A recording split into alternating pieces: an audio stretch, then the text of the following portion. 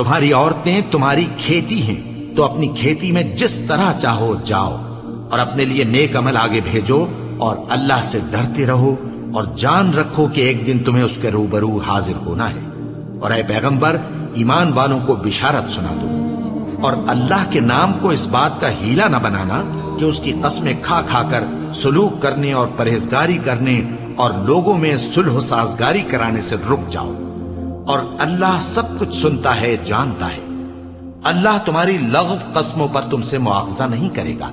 لیکن جو قسمیں تم قصد دلی سے کھاؤ گے ان پر مواخذہ کرے گا، اور اللہ بخشنے والا ہے، بردبار ہے۔ جو لوگ اپنی عورتوں کے پاس جانے کی قسم کھا لیں ان کو 4 مہینے تک انتظار کرنا چاہیے۔ اگر اس عرصے میں قسم سے رجوع کر لیں تو اللہ بخشنے والا ہے، مہربان ہے۔ اور اگر طلاق کا ارادہ کر لیں تو بھی اللہ سنتا ہے، جانتا ہے۔ اور طلاق والی عورتیں 3 حیض تک اپنے تئیں روکے رہیں، اور اگر وہ اللہ اور روز قیامت پر ایمان رکھتی ہیں تو ان کو جائز نہیں کہ اللہ نے جو کچھ ان کے شکم میں پیدا کیا ہے اس کو چھپائیں۔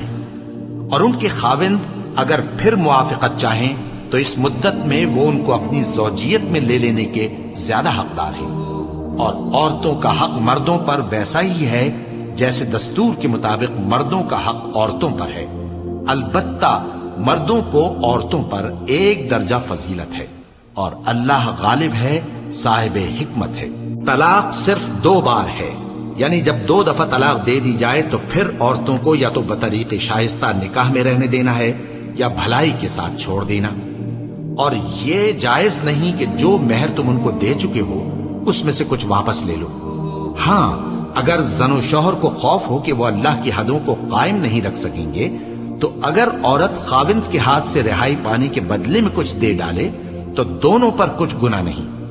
یہ اللہ کی مقرر کی ہوئی حدیں ہیں، ان سے باہر نہ نکلنا، اور جو لوگ اللہ کی حدوں سے باہر نکل جائیں گے وہ گناہگار ہوں گے۔ پھر اگر شوہر 2 طلاقوں کے بعد تیسری طلاق عورت کو دے دے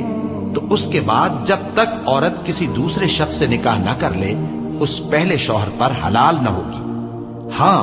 اگر دوسرا خاوند بھی طلاق دے دے اور عورت اور پہلا خاوند پھر ایک دوسرے کی طرف رجوع کر لیں تو ان پر کچھ گناہ نہیں،